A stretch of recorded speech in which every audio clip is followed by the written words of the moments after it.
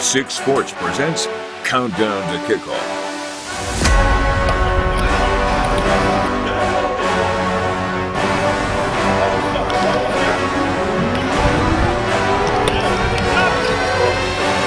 Let's have a day. Come on now. Play fast. See ball, get ball. Come tight, tight. Game speed. Game speed. You got to move your feet. Come on, dance. Step, release. All things down. Good. Work the arms out of break. Work the arms out of break. There you go. Move. Step, release.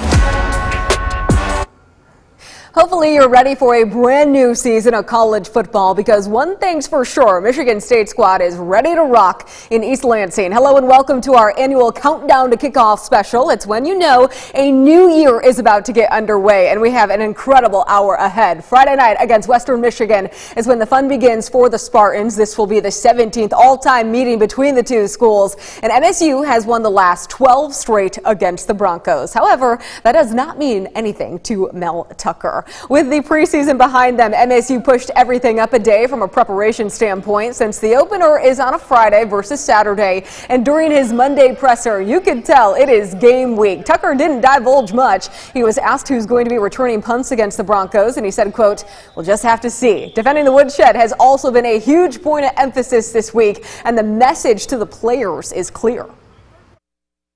Whatever we've seen on film from these guys, like we're watching the film, and whatever we've seen, like from their personnel, their film, they're going to be better than that. They're going to be way better than that. They're going to be more intense than that. They're going to be stronger than that. They're going to be faster than that. They're going to be more physical than that. So, that's our focus. Is like, we're expecting. We have to play our fannies off. That's our preparation, that's our mindset to go out there, and so we're like practicing. We're trying to make our practices harder than what we anticipate the game's going to be, which is that's a high bar, that's a high standard. So we're really we're hunkered down in there, and we're in the weeds. Yeah, and we all know what kind of work goes into pulling weeds. Well, it is not for the faint of heart. And for redshirt junior quarterback Peyton Thorne, Friday's game is going to be unlike anything he's ever experienced on the football field. In all 13 starts he made under center last season, his father, Jeff, was either watching from the stands or at home. But that won't be the case this year, because he's moved on to a new job since then. In January, Western hired Jeff to be its new offensive coordinator and quarterbacks coach after leading North Central College in Illinois to a Division III national championship in 2019, as well as a runner-up finish last season. Tucker was asked this week if Peyton has shared any details about his dad's offensive tendencies with MSU defensive coordinator Scotty Hazelton, and he just said no. Peyton has never played in his dad's offense and doesn't know what to expect come Friday. In fact, Peyton's attention isn't even on his dad for the season opener, because it's the Broncos defense he has to worry about. The two have talked to each other briefly this week without giving away any schematic details, and Tucker did share on Monday that he made a point to sit down with his QB1 to see where his head's at with all of this heading into the opener. I talked to him about it yesterday. We had a long talk about it and other things, and so I don't think he's been in this situation before, so he says that it's not a distraction for him. It'll be interesting, but I'm not really paying too much attention to it. My family and all the friends are excited and everything, but for me, we're playing Western Michigan. It's not a big deal to me. I'm sure I'll see him on the field pregame or something, and it's not like I'm going to act like I don't know the guy or something like that. But no, I really don't see it as that big of a deal. Thorne's ability to not let those type of distractions get to his head speaks to his maturity, which has only grown since being named the Spartan starting quarterback ahead of last year's opener against Northwestern. Now, as he heads into year 2 as QB1, the confidence is there, and ever since July at Big Ten Football Media Days, he let us in on his style of leadership and why it's important. I've never really been afraid to speak up. I've never been a guy who anyone's ever said, yeah, he does a great job by leading by example. Like, I've always been willing to vocalize how I feel, because from a while ago, from probably before high school, I remember telling my dad or whatever, but I never believed, like you said, that leading by example is a thing. Like, that's just that's just the price of admission. You know, growing up a coach's son, and my grandpa was the head coach of the program back home, and then my dad ended up taking over. And for my whole life, they talked to me about relationships and really love. And people may not talk about that much in football because it's supposed to be this hard-nosed game, but when you really get to know somebody, which is what they focus on a ton in their program. So I watched that my whole life, and I watched them do that, and I watched the power behind that and how those guys responded to that. So it was something that I'm kind of almost used to. Thorne is coming off a 2021 campaign where he broke Kirk Cousins' single-season passing record for touchdowns. Thorne tossed 27 to Cousins' 25 in 2011, and despite a record-breaking performance last year, Thorne's teammates know he's only touched the surface of his potential. I think Peyton's just taking it to another level. I think I might have saw Coach Johnson say that somewhere, and I didn't think about it until he said it. Peyton was already a confident person, but now it's even higher, which is good because as a quarterback, you need to be a vocal leader. You need to lead by example. He's taking that next step because he wants to be one of the best, if not the best quarterback in the country, obviously. I think he can be. One player who will be key to Thorne's success this season is his well-documented former high school cohort, Jayden Reed. Our Ian Kress went one-on-one with the fifth-year senior, and wait until you hear about the new mindset the All-American wide receiver is taking into his final season in East Lansing. That's coming your way on Countdown to Kickoff after the break.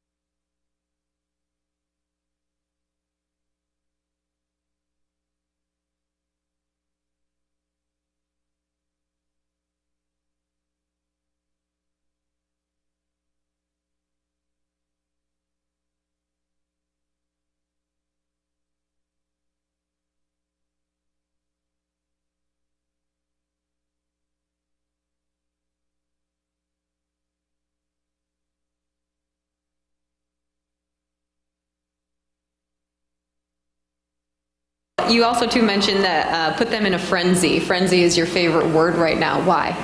I mean, it's a fun word to play with. You know, so it's like it's a behavior that they can't control. So it's like, and that we could put it in a football instance. They got their best corner on Jayden with the safety or the top. That leaves 3 defenders backside for me, Trey, and a tight end, or me, Trey, and another receiver.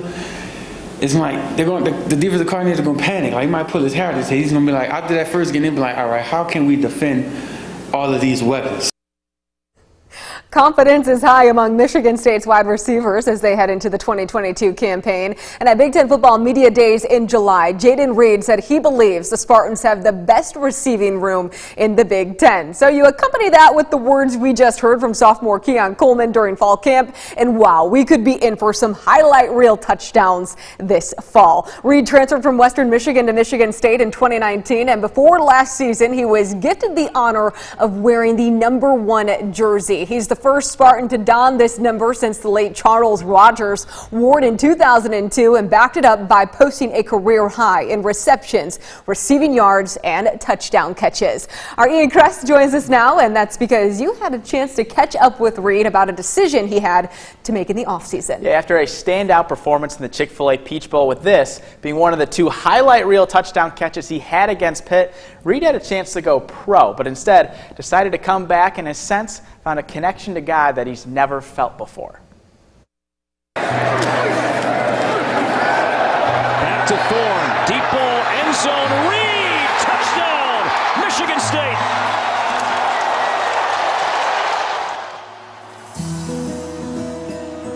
After enjoying a breakout season in 2021 with 13 total touchdowns, over 1,600 all-purpose yards, and being named a first-team All-American as an all-purpose player, Jayden Reed had a decision to make. Stutter steps down the sideline. Touchdown! Jayden Reed has done it again, 46 yards. Honestly, this year, I put my mind and faith as most of I've ever had in my life. So, I've been trying to, give everything to God and, just let Him handle it. And, I've been praying more often. I've been praying every day, and I haven't done anything like this ever.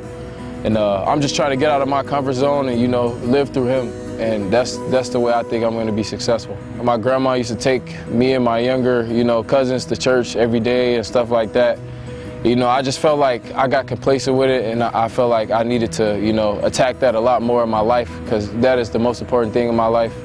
And, my family always preached that. The fifth-year senior had a chance to enter his name into the NFL draft, but came back due to unfinished business. And he wasn't alone when making that decision. I put it in God's hands as well. That was a very huge factor of me coming back. I prayed about it. I'm playing a bigger role in His faith.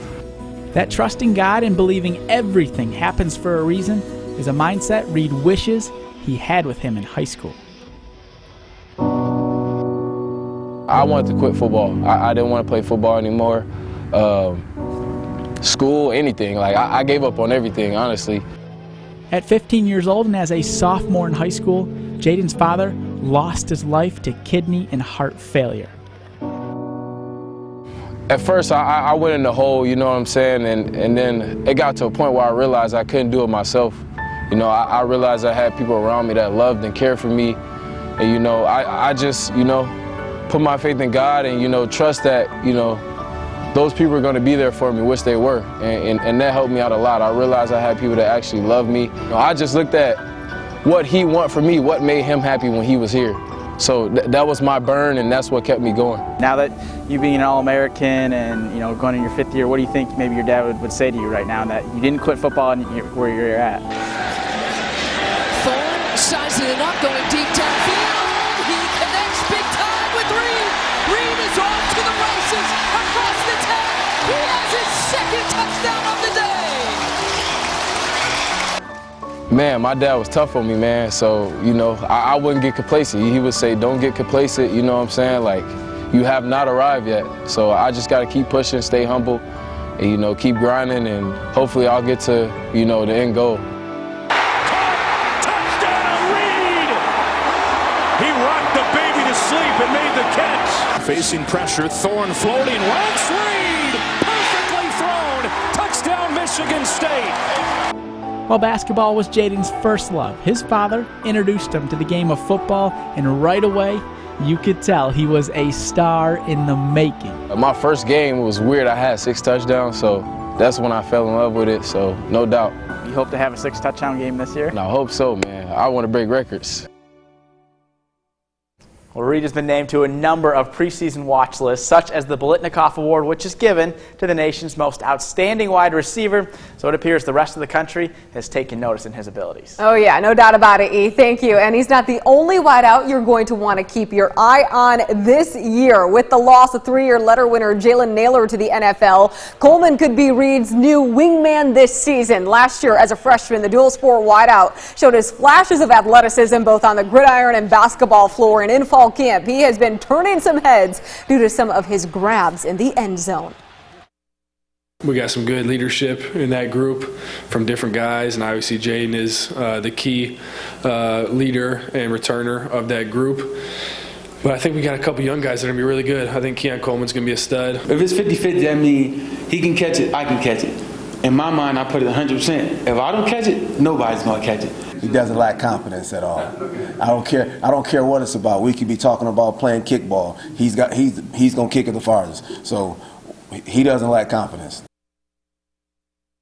Well, a big reason why MSU's wideouts were one of the best in the Big Ten in 2021 was because of this man that you see right here and heard from. When we come back, former Spartan great Courtney Hawkins goes one-on-one with our Nick Mantis about his playing days in East Lansing and what he loves the most about being the wideouts coach at MSU. We'll see you soon.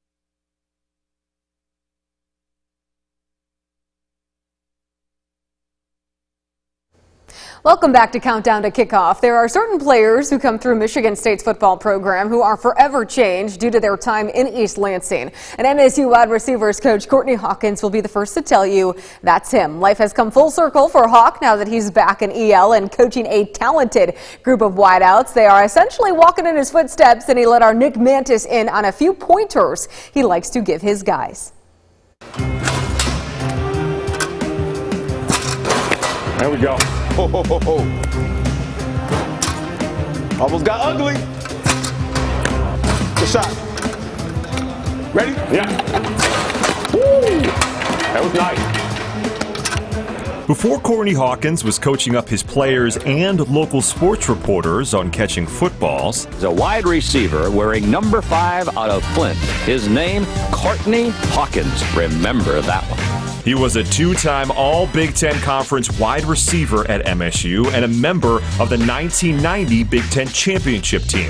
Then in the 1992 NFL Draft, he was selected in the second round by the Tampa Bay Buccaneers and played 9 seasons in the NFL. When you look back, what has been your favorite moment about being a player here? Oh my gosh. Probably my favorite moment, man, is the friendships that I built here. You know, like when we had the Spartan Con a couple weeks ago, so many guys came back and that were back through my era. And just the relationships that we have, you know, it's like, you know, we get together, man. Here we are. We're in, you know, we're seasoned now, and it still feels like we're 21 years old. Gotcha. You know, we get together, we got, you know, this great camaraderie, you know, sit around telling lies about how great we all were, you know, but really it's about the relationships, you know, for me. You know, football stuff, we did some great things. You know, we won a Big Ten title, didn't have the opportunity to play for the national championship, you know, beat the dudes down the road. You know, so we did some good things while I was here. What would you say is your favorite moment so far being the wide receivers coach here at Michigan State? Probably some of the greatest moments are the private moments with the guys in my room. They know what I've done. They respect what I've done. They respect my approach, you know, to coaching them, to teaching them, and to pushing them. So, you know, we have some great conversations. We got some great relationships.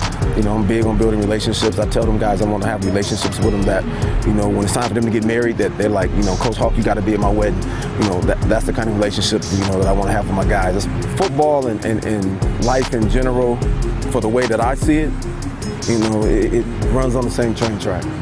You know, there's the ups and downs, there's the ebb and flow of football, there's the ebb and flow of life, and that you have to be able to push through it. You know, you can't get too high with the highs or too low with the lows, and you got to keep moving, you got to keep moving forward.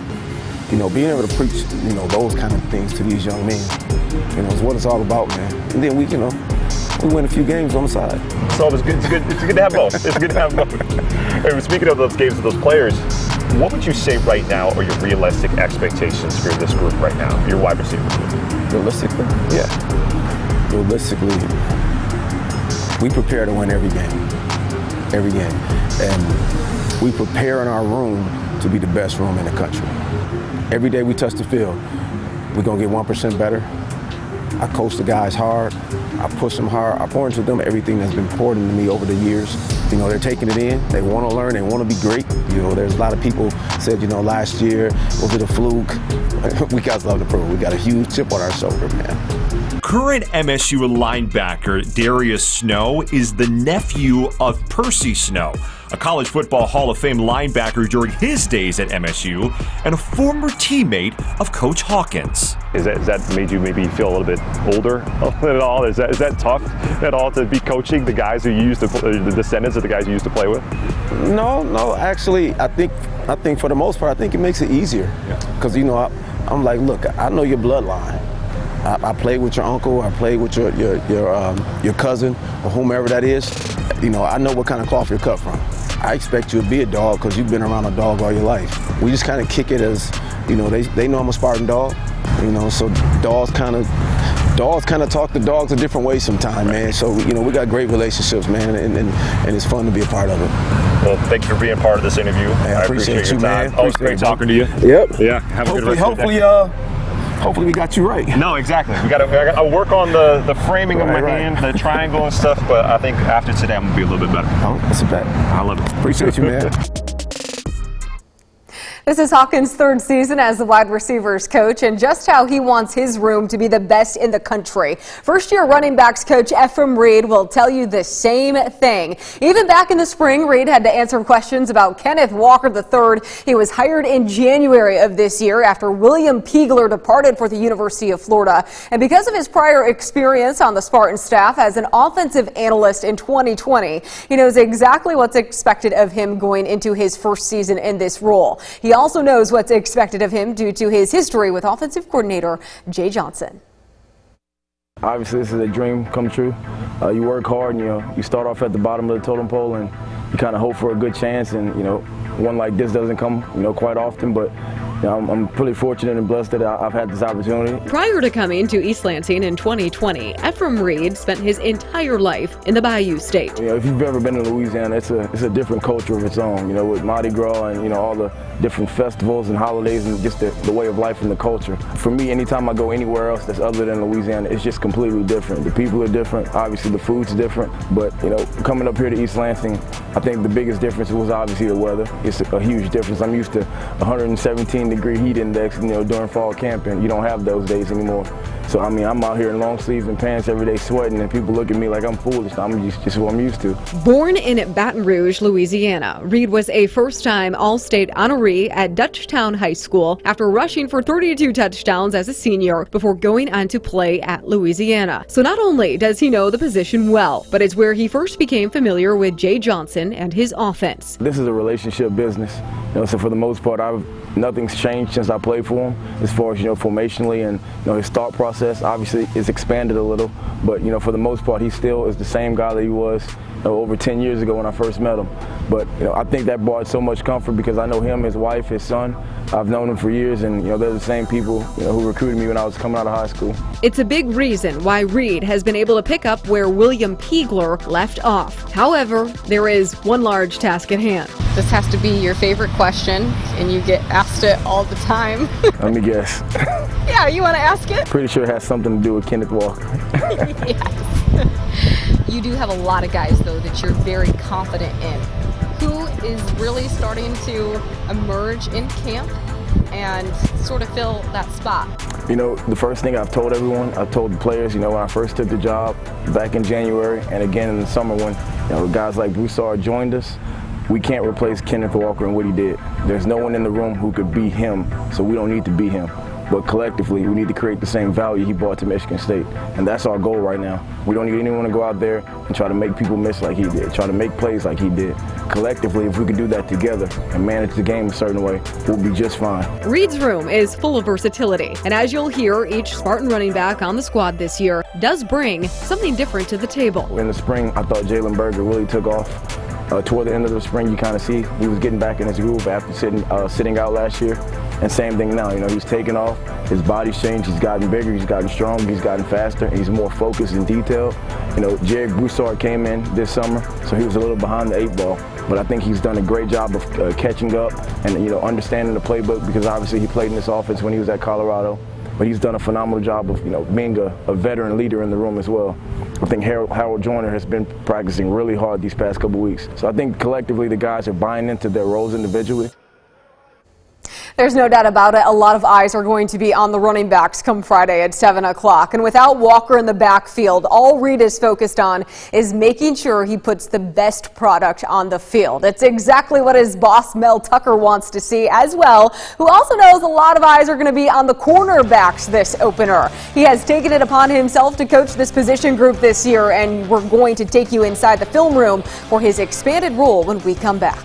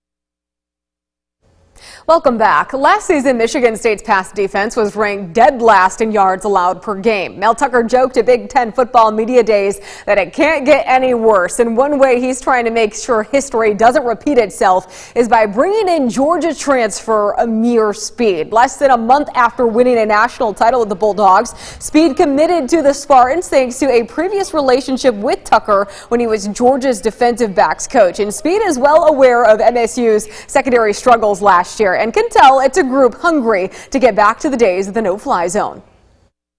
Really just emphasizing the details and just knowing that we don't want to feel that feeling again.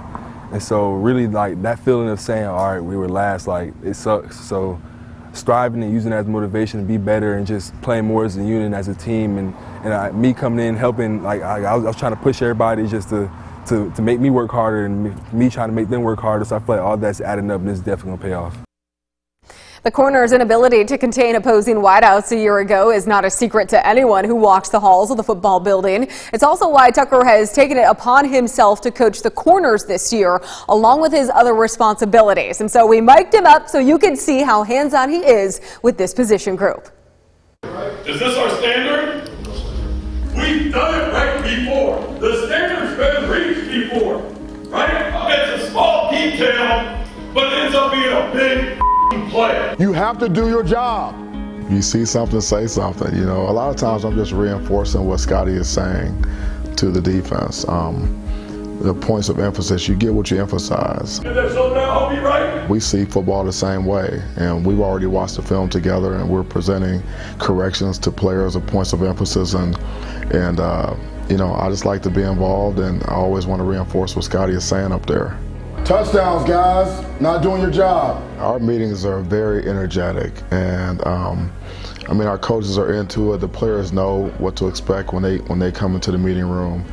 I mean, we're ready to go. I mean, the coaches have already been up. The players have been up. We're a morning practice team, and so we get up, we hit the ground running. But you have to bring energy in the meetings. What time is it, Chief? Where's the ball thrown? I mean, we're passionate about what we do. The players are passionate. They want to be great. We want to be great.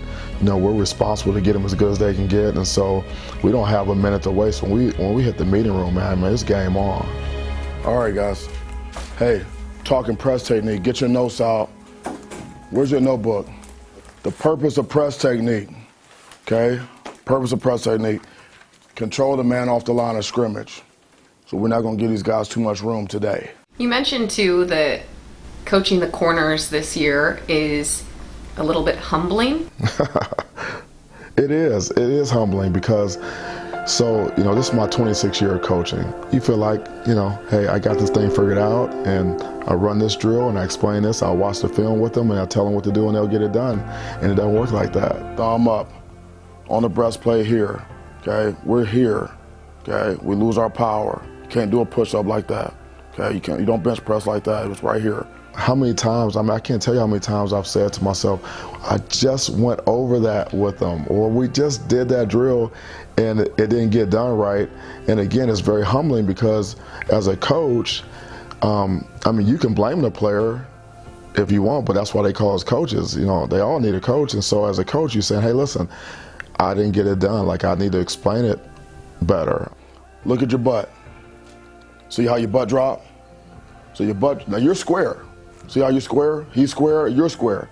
But your butt drops. When your butt drops, your weight goes back on your heels. What do you like then about the position meeting with the corners after you have the defensive meeting? Yeah, so I like to be able to get with the guys and really hone in on the details of their position and them individually. When they're in the defensive unit meeting, a lot of it is big picture, you know, how they fit into the scheme. But, you know, Scotty's not talking to the corners about their footwork or their hand placement and press coverage. I like getting into the weeds and getting into the details because that's how guys get better. I'll jam you with this hand, okay? Grab my arm, pull me through, okay? Touchdown. I actually like to see the looks on those guys' faces when I'm describing something to them and I can see that it resonates with them and they take notes and say, oh, okay, I see, coach. And then I know that eventually we're going to get a chance to go on the field and practice it.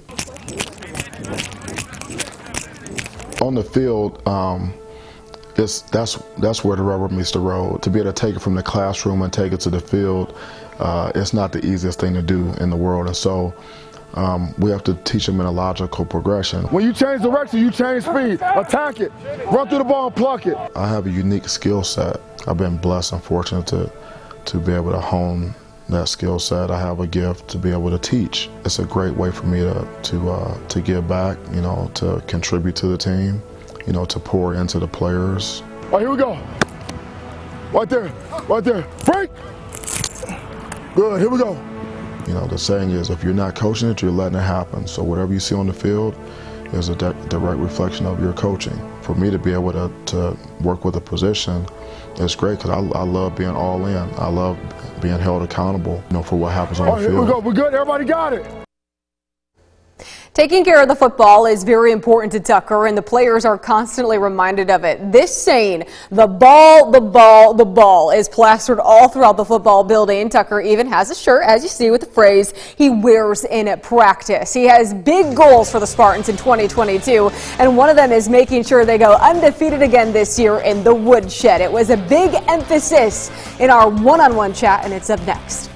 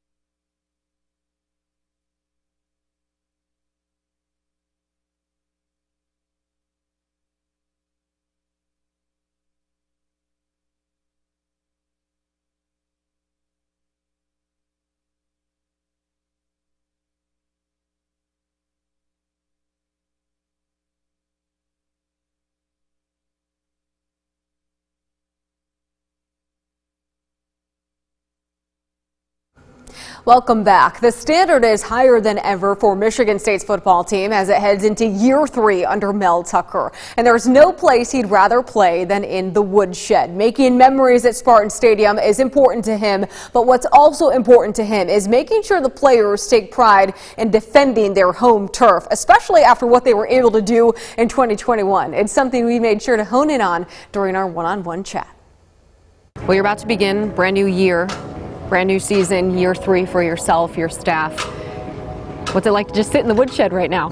It feels good. It feels good. This is a special place, and we know that we only have so many opportunities, and we emphasize playing well at home and winning at home. We were undefeated a year ago, which is outstanding, and I know our fans appreciate us. Our student section appreciates us. There's an expectation, there's a standard of performance in the woodshed. The student section is sold out this year. Yep. And I know that was a big thing when you came here. You wanted it to be packed to the max, especially from a student standpoint. So to see that this year that the student section is sold out, what does that mean to you? It means that they appreciate what they've seen from us. They believe in us, and they're excited about our football team. That's a huge step in the right direction for us as a program. And now we have to keep them engaged by playing great football in here. How much do you go into conversations of winning at home? How much do you bring it up? Not just during a game week. We talk about it, about home and the woodshed, and and protecting our turf, and putting our best foot forward here. And we definitely talk about it, during game week. When we get a chance to come in here and scrimmage, in spring ball and in fall camp, we talk about it. We only get so many opportunities to actually even come in here. It's memories. These guys have grown up their entire lives wanting to play big-time football. Big-time football. Power 5 football, Big Ten football. Get a chance to come here to Michigan State and play in front of 75,000, national TV. The place is packed out. The student section is going nuts. Got great opponents coming in, and this is their dream. And same thing for the coaches. This is why we prepare. Because we actually do get a chance to play, and so yeah, it's a huge point of emphasis for us. How do you best describe to the rush that you might feel as you step out over to the tunnel here and you look out right before you're about to hit the field? That rush, especially game 1, week 1. Yeah, for me, the rush for me, it's I have so many different things going through my mind, during pre-game. There's a checklist that I go through. There's scenarios, situations. That's really what my focus is. But you can't block out 75,000. You can't block out the band. You can't block out the VIPs on the recruits. And things like that, and then just the energy, from the players, coming out of the tunnel. So it's a good feeling. It's a good feeling, and it's special, and I appreciate it because how many people, actually have that opportunity to do that, and so we don't take it for granted. You mentioned this year going into year 3 that you think your depth is better. You think that players are holding each other accountable a lot more. But what else do you think has been a pivotal point, or will be a pivotal difference, or something that people will be able to notice right away that is different this year? I do believe that our team will have more chemistry, and that we'll be more connected. We will be able to be more consistent, and so I'm anticipating a higher level of complimentary football this season. What's your morning routine like on game day? I'm not sure if I have a routine, but no one's ever asked me. No one's ever asked me that. My morning routine is, I usually get up early, listen to a lot of music, and review my notes, and I play the game in my head. I try to play the game throughout the week as much as I possibly can. Anything that happens in the game, anything that happens on the field, or any type of call or anything that happens, I pretty much usually have covered that and rehearsed that in my mind of what my response is going to be, what it needs to be in those situations. Because it's standard over feelings. I can't go out there and coach on emotion. I have to do what needs to be done and stay neutral. And a lot of that is mental, imagery and visualization, of scenarios in the game, so that I can stay neutral and I'm not surprised by what happens on the field. So what was the biggest game then last year where you played it in your mind and weren't caught off guard by something, or you were more prepared because of doing that in the morning? When we played the school down the road, we found ourselves down, double digits at halftime, at home. And so, I played through those scenarios, up at half, down at half, even at half, behind in the fourth quarter, up in the fourth quarter. Calls going your way, calls not going your way, things like that. And that was a game, where, neutral thinking and being able to stay in the moment and play the next play was critically important. National TV, Fox Big Noon is here, ESPN Game Day is here. The place is sold out. We're undefeated. We're ranked. We're ranked high. It's the biggest game in college football up to that point in the season in terms of viewership, and we're down double digits at halftime. So how do we respond? I think I've coached in over 300 games, and so those are things that come up in games. There are always momentum swings in games, no matter who you're playing or when you're playing. And at some point, in the season, you're going to be up, or you're going to be down. You're going to be struggling, or you're going to be clicking. And so the team goes how I go, and so I have to already know, what my mindset is going to be and how I'm going to handle those situations. Well, now you know what kind of headspace Tucker will be in come 7 o'clock on Friday. All right, it's time to move on from East Lansing and make our way down to Ann Arbor. This will be Jim Harbaugh's 8th year at the helm of the Wolverines. You'll hear how he's approaching week 1 when we come back.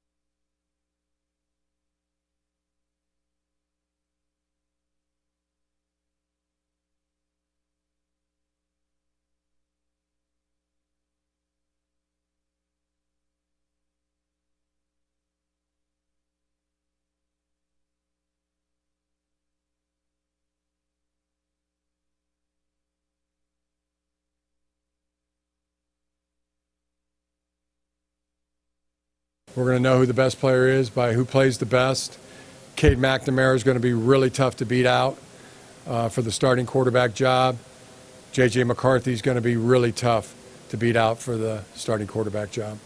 I mean, I feel like it's my team. I feel like nothing against anyone. I just think, you know, I've put myself in a position that, you know, if I say something, it will be listened to. I'm confident in myself, and I think I just want to win, and I think, you know, I proved that I can help the team do that last season.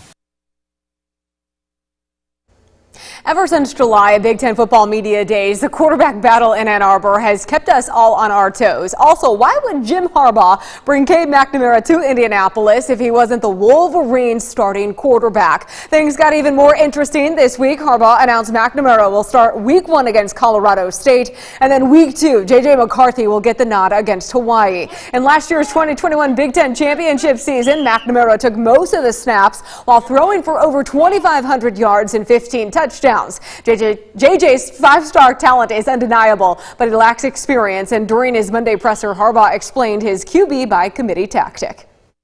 I mean, it's a process. It is a process. I mean, for me to stand up, I mean, no person, I mean, that's biblical. No person knows what the future holds, and it's a process and it can be based on performance. Both have been tremendous quarterbacks. We think that both are capable of leading our team to a championship, so that's good. We're going to keep cultivating that, and it's based biblical.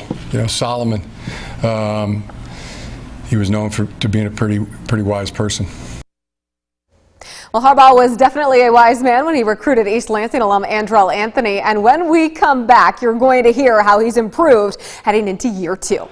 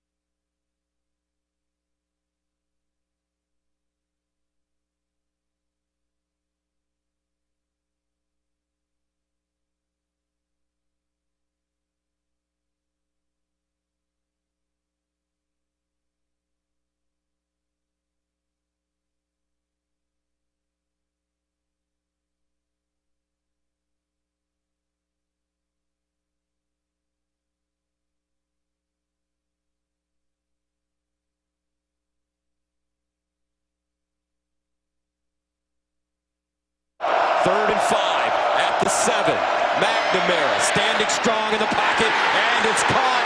Anthony with a burst. Anthony down the sideline. Andrel Anthony. Touchdown Wolverines. 93 yards like that.